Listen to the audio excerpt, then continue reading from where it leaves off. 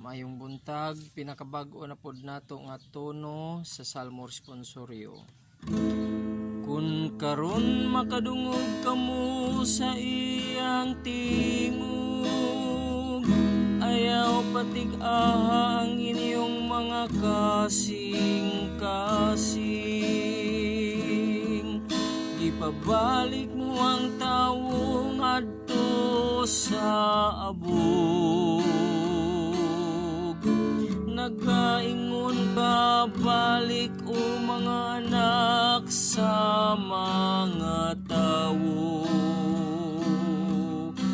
Kay ang usa ka libo ka tuig diha sa imong atubangan, ingon og kagahapon lamang. Karon nga kadto milabay na, o ingon og usa ka pagbantay sa gabi.